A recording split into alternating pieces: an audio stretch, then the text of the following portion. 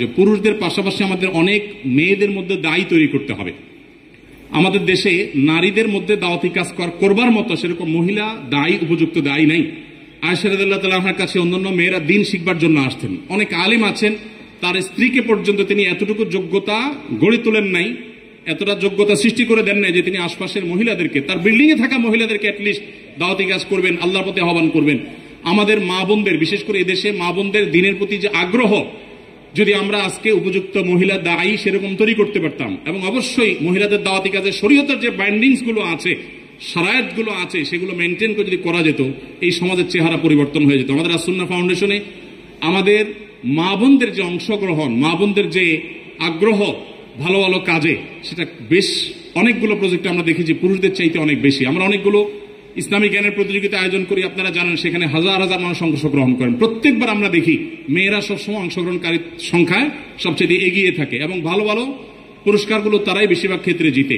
অতএব আমাদের মা বোনদের জন্য দায়ী গড়ে তোলার কাজ আমাদেরকে করতে হবে। আমাদের স্ত্রী, আমাদের বোন, আমাদের মা, তাদেরকে দিনের বেসিক বিষয়গুলো শেখাতে হবে, এবং ওলামায়ে কেরামের তত্ত্বাবধানে তাদেরকে দায়ী হিসাবে গড়ে তুলতে হবে। আবার দাওয়াতি কাজের জন্য শরিয়ার বাইন্ডিং, শরিয়ার নীতিমালাকে লঙ্ঘন করে এক জেলা থেকে আরেক জায়গায় মাহরাম ছাড়া বা যাচ্ছে তা খুশি করে সংসার স্বামী সব ত্যাগ করে করবেন তিনি, সেই দাওয়াতের কথা আমি বলছি না, কিন্তু বেসিক দাওয়াতি কাজ আমাদের মা বোনদেরকে করতে হবে, এবং তাদেরকেও সেরকম ক্যাপাবল করে আমাদেরকে গড়ে তুলতে হবে। আল্লাহ তো আমাদের সবাইকে সেই তৌফিক দান করুন।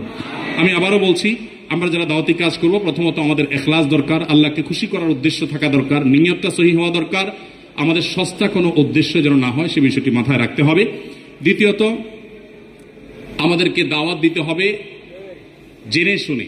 আমরা যে বিষয়ে দাওয়াত দেব সে বিষয়ে খুব ভালো করে জেনে দাওয়াত দিব, না জেনে বা সামান্য ধারণার ভিত্তিতে কোনো দাওয়াত দিব না।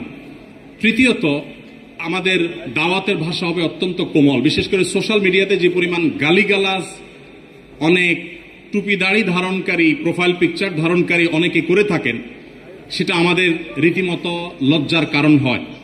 বিশেষ করে এক হুজুরের ভক্ত হয়ে অন্য হুজুরের গোষ্ঠী উদ্ধার করার সময় আমাদের মুখ দিয়ে কি বের হয়, কি বের না হয়, সেটা বলে আসলে শেষ করা যায় না। ডক্টর খন্দকার আব্দুল্লাহ জাহাঙ্গীর রহমতুল্লাহ একটা কথা বলতেন, স্যার বলতেন যে এই দেশের মানুষের কাছে যদি আল্লাহ জান্নাত জাহান্নামের ফয়সালার জিম্মাদারে দিতেন, তাহলে জান্নাত পুরোটাই খালি থাকতো। কেন খালি থাকতো? কারণ একজনের মতে আরেকজন জাহান্নামী, আবার তার মতে এই জাহান্নামী, তাহলে উভয় গড়ে জাহান্নামী, জান্নাত খালি থেকে যেত। তো আমরা এই যে জাজমেন্টাল কমেল বেশি করি, কাজের কাজ কম করি। আমাদের দাওয়াত হইতে হবে অত্যন্ত বিনয়ের সাথে, ইখলাসের সাথে, তাকওয়ার সাথে, কোমলতার সাথে। আল্লাহ আমাদেরকে সেই তৌফিক দান করুন। এরপরে যে বিষয়টি খেয়াল করতে হবে তা হলো দাওয়াতি কাজ শিখতে হবে। আমি যতটুকু দাওয়াতি কাজ করবো ততটুকু শিখবো, এবং আমার কোনো না কোনো মুরব্বী, তত্ত্বাবধানকারী, কোনো না কোনো বিচক্ষণ ব্যক্তি আমার পেছন থেকে আমাকে গাইড করবেন, শাসন করবেন, আমার ভুল ধরিয়ে দিবেন, সেই ব্যবস্থাপনা আমার রাখতে হবে। এর পাশাপাশি যেটি বলবো তা হলো দাওয়াত হবে বিচক্ষণতার সাথে, বিদগ্ধভাবে এবং বসিরতের সাথে, অন্তর্দৃষ্টির সাথে। চলমান পরিস্থিতি কি হচ্ছে, আমার কি করা উচিত, সেটা বুঝে শুনে আমাকে পদক্ষেপ নিতে হবে। আমার শব্দ চয়ন, আমার উপস্থাপন, সবকিছু এটার সাথে সংশ্লিষ্ট বিষয়। তারপরে যেটি বলেছি তা হলো দাওয়াতি কাজের জন্য আমাদের মা বোনদেরকে উপযুক্ত করে তুলতে হবে, গড়ে তুলতে হবে।